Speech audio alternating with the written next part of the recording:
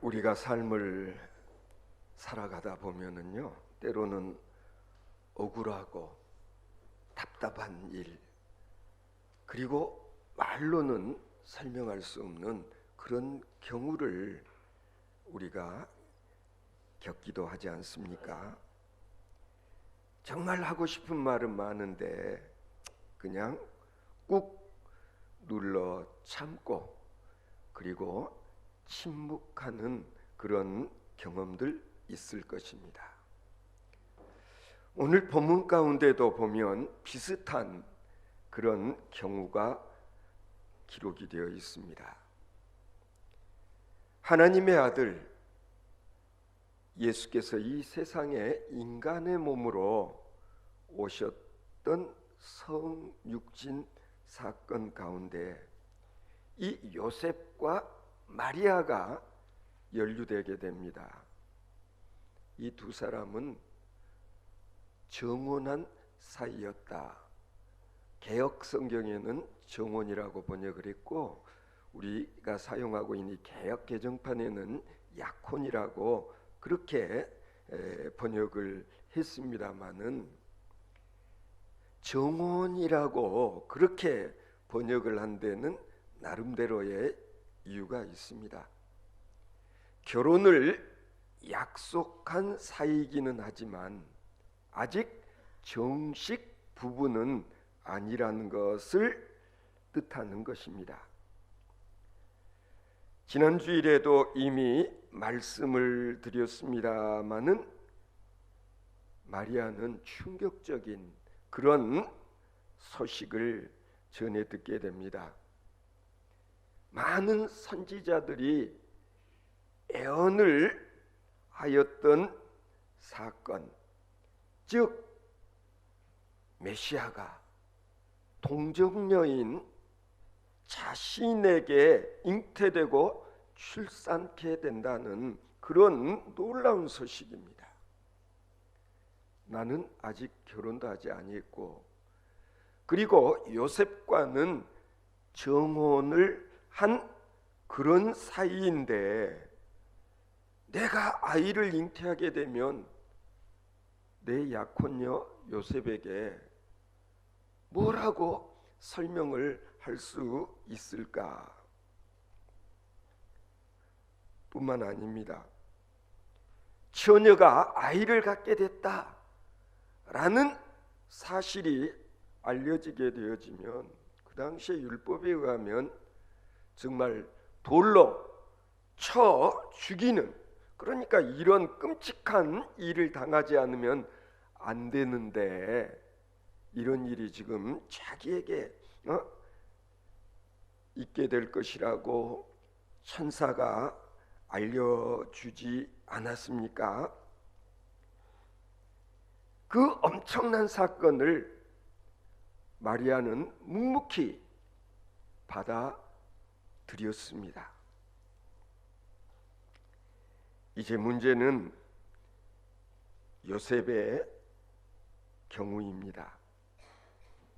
오늘 본문 누가복음 1장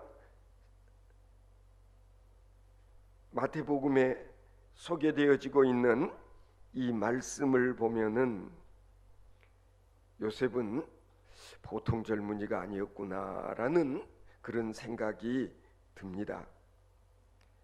아직까지 한 번도 잠자리를 같이 하지 아니한 약혼녀 마리아가 임신을 했다는 사실을 알고서 오늘 본문을 읽어보면은요, 그가 의로운 사람이라 저를 드러내지 아니하고 가만히 끊고자 하였다, 그렇게 서술되어 있지 않습니까? 말이야 쉽습니다.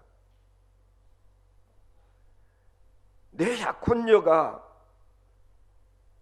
나하고 잠 한번 같이 자지 아니했는데 아이를 가졌다는 이 사실을 여러분 한번 입장 바꿔놓고 생각해 보십시오. 이걸 내가 수용할 수 있겠느냐 말입니다. 아니 그 말을 듣는 순간 뭐 피가 역류한다, 그런 표현도 있잖아요. 언뜻 배신감 그리고 치밀어 오르는 분노를 분명히 느꼈을 것입니다. 그러나 요셉은 이런 분노에 자기 자신을 맡기지 아니하였다는 것입니다. 약혼녀 마리아가 자신을 배반했음이 확실시 되는 상황에서도 요셉의 약혼녀 마리아에 대한 사랑은 변치 아니했던 것 같습니다. 그래서 그는 마리아의 입장에 서기를 원하였고 아마 필시 어떤 곡절이 있을 것이라고 생각하면서 그녀의 실수를 공개적으로 드러내지 않으리라 그렇게 다짐했던 모양입니다. 이걸 보면 요셉이라고 하는 이 청년의 소위 인간성 그리고 덕성을 우리가 헤아릴 수 있을 것 같습니다. 요셉은 소문을 듣고 그리고 이 소문이 동네방네 퍼져 나가는 것을 원치 아니했다. 아니 문제를 삼으려 하지 아니했다. 왜요? 소문 내면 약혼녀 마리아는 돌에 맞아 죽을 수밖에 없기 때문이었습니다. 요셉은 자신의 입장보다도 약혼녀 마리아의 입장을 생각하고 그리고 상대방을 배려하는 이런 모습이 돋보이지 않습니까? 이유는 요셉은 마리아를 사랑했고 그리고 그 마음이 변치 아니했기 때문일 것이다. 내가 사랑하는 사람을 위해서 그냥 내가 조용히 물러서고 말겠다는 그런 생각을 했던 것 같습니다. 여러분 그렇지 않습니까? 사랑이라고 하는 것은 모든 문제 해결의 근원이 되는 것입니다. 우리가 언제든지 쉽게 분노하고 그리고 쉽게 다른 사람을 정죄하는 이유는 사람은 누구나 다 실수할 수 있다는 사실을 망각하기 때문에 그런 것입니다. 우리가 사용하는 말 가운데 역지사지라는 말이 있지 않습니까? 내가 한번 상대방의 입장이 되어서 다시 한번 생각하는 그런 마음의 여유만 잃지 아니해도 우리는 상당수의 그런 불행한 일들을 미연에 방지할 수 있게 되는 것입니다. 제가 들었던 옛날 이야기가 생각이 납니다. 한참 신혼의 기쁨 겨워 사는 어느 신혼 부부의 가정에 하루는 남편이 마을 밖에 나갔다가 아마 좀 밤중에 집에 들어오게 됐던가 봐요. 뭐 옛날에는 전기불 들어왔을 때도 우리 어렸을 때는 그랬어요. 뭐 밤 한 9시, 10시 정도 되면 전기가 나가죠. 그러면 대부분의 집에서는 호롱불을 켜놓고 지내게 되는데 뭐 그래서 항상 좀 어두컴컴하지 않습니까? 그런데 이 새신랑이 밖에 나갔다가 밤 늦게 집에를 돌아와 보니 여기 보면은 집 방문 대돌 위에 신발이 둘이 놓여 있는 것을 보았습니다. 아니, 웬 남자의 신발까지? 그걸 보는 순간 그냥 머리가 돈다는 그런 표현 쓰지 않아요. 그냥 분노가 치밀었어요. 이럴 수가. 문을 살그머니 열고 들여다보니 자기 아내가 다른 남자와 나란히 누워있는 것을 보고 바로 부엌으로 쫓아가서 식칼을 들고 왔어요. 그리고는 배신감에 그냥 칼을 휘두를까 생각하다가 아니야, 그럴 리 없어. 내 아내가 이럴 수는 없다. 그래도 확인은 해봐야지. 그래서 방 안에 들어와 이불을 확 제치고 보니까 세상에 자기 처제가 남자로 분장을 하고 그리고 아내와 누워있는 것을 볼 수가 있었어요. 그날 저녁에 이 아내와 처제가 우리 한번 네 형부 한번 골려주자, 우리 한번 장난 한번 해보자. 그래가지고 처제가 남자로 분장을 하고 이렇게 노닥거리며 놀다가 그냥 잠이 들어버렸던 거예요.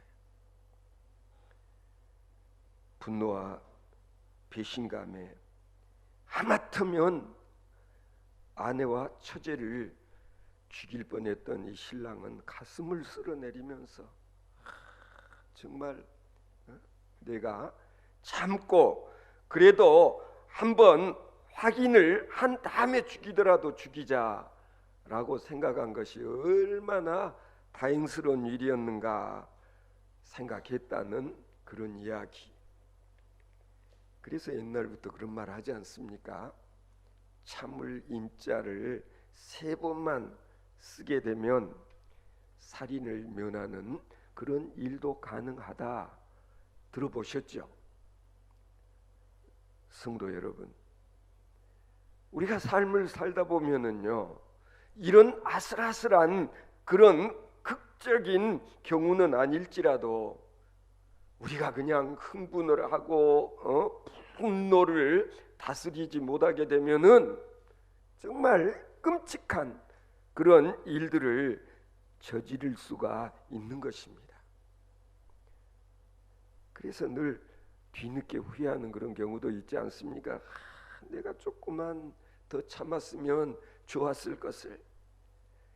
내가 그냥 한 번 더 꾹 눌러 참고 입을 다물었어도 좋았을 텐데 그냥 내뱉은 말로 인해서 두고두고 후회하는 그런 경우가 얼마나 많습니까? 그런 점에서 이 마리아의 약혼자 요셉은 일단 잘 참아낸 것 같습니다. 우리는 요셉의 인품 정도를 논하기 이전에 오늘 본문 말씀을 통해서 더 중요한 문제 하나를 우리가 되새길 수 있어야 될 것 같습니다. 그것은 뭐냐면요, 하나님의 구원의 역사가 우리 인간들 사이에서 전개되어질 때에는 필연적으로 이와 같은 놀람과 충격과 때로는 오해가 필연적으로 따르게 된다는 사실입니다. 하나님께서 우리 인간을 구원하시기 위해서 독생 성자를 이 땅에 내려 보내시는데 왜 처녀 마리아에게 잉태하게 하셨을까? 이 사건은 마리아는 말할 것도 없고 약혼자 요셉, 아니 오늘날에도 마찬가지 아닙니까? 어떻게 처녀가 임신을 하냐? 동침을 하지도 아니했는데 처녀가 임신을 하고 아이를 낳았다는 이 예수 그리스도의 성육신 사건은 오늘날도 이해하기 힘들어요. 오늘날도 설명하기 어려운 난제 가운데 하나 아닙니까? 우리가 사도신경을 가지고 신앙 고백을 할 때마다 안 믿는 세상 사람들은 인정할 수 없어요.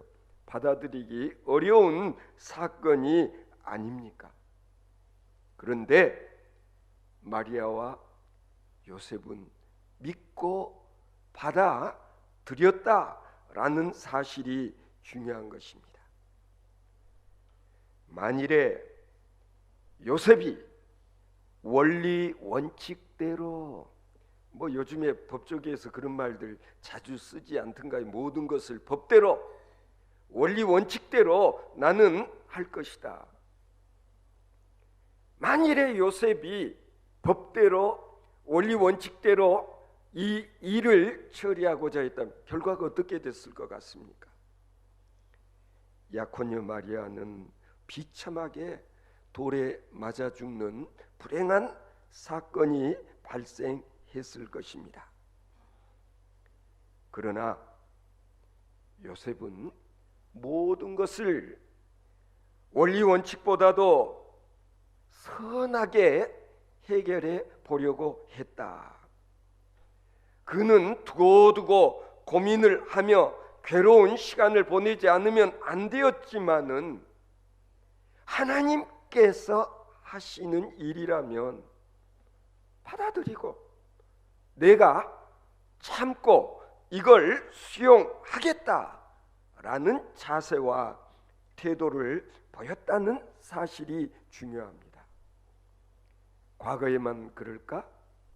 그렇지 않습니다. 오늘날도 마찬가지라는 거예요. 우리가 어떤 문제를 해결하고자 할 때에 인간적인 방법으로, 아니 우리의 이성에 입각해서 내가 바르게 내 힘으로 문제를 해결해 보겠다 하면은요, 하나님의 도우심을 우리가 기대하기가 어려워진다라는 사실을 알아야 됩니다. 원리 원칙도 중요하고 그리고 법대로 하는 것도 중요하지만 전지전능하신 하나님이 하시는 일은 때로 우리가 당장은 이해하기도 어렵고 그리고 수용하기도 힘든 그런 경우가 있다는 사실을 우리가 인정을 하면서 때로는 하나님께 맡겨드리는 그런 신앙인의 자세를 우리가 견지하게 되어질 때 우리는 하나님의 도우심을 입을 수도 있고 그리고 하나님이 예비해 놓으신 그런 축복을, 그런 복을 누릴 수 있게 된다는 사실을 여러분 기억하시기 바랍니다. 이제 하나님께서는 요셉에게 어떻게 역사하셨는가를 살펴볼 필요가 있습니다. 인성이 착한 요셉에게 하나님은 당신의 천사를 보내셨습니다. 하나님의 사자를 보내셨습니다. 그리고 천사가 요셉에게 말하기를 다윗의 자손 요셉아 라고 현몽하여 요셉을 불렀다. 그렇게 성경에 기록이 되어 있습니다. 하나님께서는 요셉에게 너의 약혼녀 마리아가 잉태한 그 생명은 너희들이 그토록 기다렸던 메시아 그리스도, 아니 다윗의 자손으로 오게 될 바로 그라는 것을 알려주기 원했던 것입니다. 그래서 여기 보면은 다윗의 자손 요셉아, 내 아내 마리아 데려오는 것을 무서워하지 말아라. 그에게 잉태된 자는 성령으로 된 것이라. 아들을 낳으리니 이름을 예수라 하라. 이는 그가 자기 백성을 그들의 죄에서 구원할 자이심이라. 그렇게 말씀을 들려줬다는 것입니다. 여러분, 천사가 요셉에게 했던 이 말씀은 실은 이사야 선지가 이미 예언했던 이사야서 7장 14절에 보면 기록되어 있습니다. 보라, 처녀가 잉태하여 아들을 낳을 것이요 그 이름은 임마누엘이라 하리라. 바로 이 말씀이 지금 마리아를 통해서 이루어질 것이라는 그런 소식을 전해 주었던 것입니다. 마찬가지입니다. 우리도 자신이 축복받은 아름다운 하나님의 자녀라는 이 사실을 제대로 인식을 하기만 하면 우리의 모든 문제를 하나님께 전폭적으로 맡겨드리고 그리고 하나님께서 해결해 주신다는 것을 여러분도 경험하게 되어질 줄로 믿습니다. 우리가 이런 경험을 해봐야 됩니다. 이런 간증거리를 가질 수 있는 삶을 살아가는 여러분 되시기를 바랍니다. 성도 여러분, 여기서 우리가 유념해야 될 일은요, 천사가 요셉의 꿈속에 나타나서 그에게 잉태된 자는 성령으로 된 것이라. 하나님의 사자 천사로부터 이런 말을 비록 꿈을 꾸는 중에 듣기는 했지만은 이런 메시지에 접하게 된 요셉은 그동안 그렇게 고통스러웠던 고뇌와 그 슬픔이 기쁨으로 바뀌게 되어졌다는 사실에 우리가 주목을 해야 합니다. 하나님의 위로는 상황의 변화를 통해서가 아니라 인식의 변화를 통해서 이루어지는 것이다. 그러니까 우리들의 환경이라든지 상황이 바뀌게 되는 것이 아니라 처녀 마리아가 아이를 가졌다는 사실 자체가 변하는 것이 아니라 요셉의 인식이 바뀌었다는 거예요.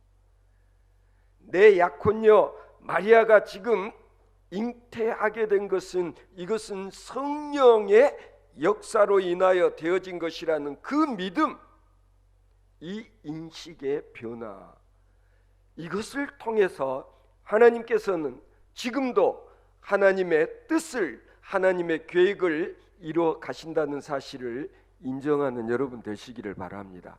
그러니까 우리가 기도를 하고 하나님께 뭘 구하면은 그냥 이 세상이 바뀌는 것이 아니라 먼저 내 생각, 내 의식, 내 인식이 바뀜에 따라서 나의 기도의 제목이 현실이 되어지는 놀라운 역사가 가능하다는 것을 믿으시기 바랍니다.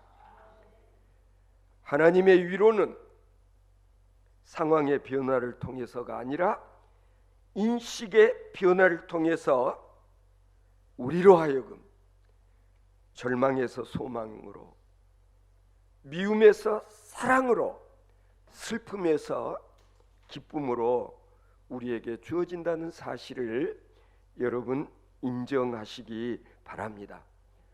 따라서 우리는 어떠한 절망적인 그런 상황에서도 끝까지 하나님의 은혜에 대한 기대를 저버리지 않는 믿음의 사람들 되어지실 수 있기를 바랍니다. 요셉은 하나님의 사자 천사의 이 말을 액면대로 받아들였습니다. 이것은 하나님의 계시 앞에서 자신의 모든 명예, 모든 이성적 비판과 거기에서 비롯되어지는 인간적 비난 같은 것들, 이 모든 것들을 다 포기할 수 있었기 때문에 약혼녀 마리아를 데려올 수 있게 되었던 것입니다. 천사를 통해 꿈속에서 들려준 하나님의 말씀을 요셉은 전적으로 믿었다는 것입니다. 결국 요셉은 마리아를 데려와 아기를 낳을 때까지 동침하지 아니하고 거룩히 구별하여 구주 예수를 자신의 가정에 모실 수 있게 되었던 것입니다.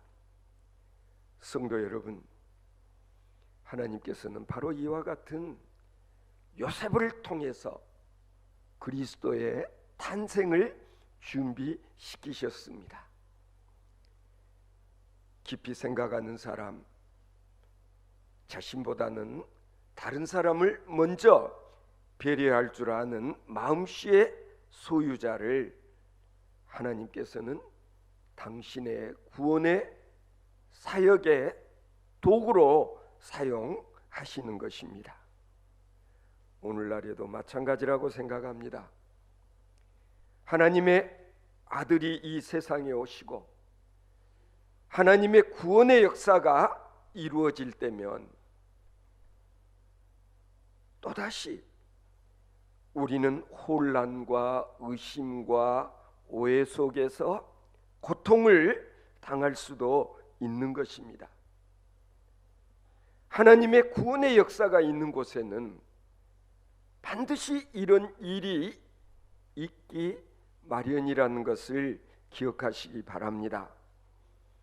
그럴 때면 우리도 마리아와 요셉처럼 겸손히 오소서 임마누엘 주시어, 그리고 겸손히 메시아를 묵묵히 기다리면서 성탄을 준비하는 하나님의 사람들 되어지실 수 있기를 바랍니다.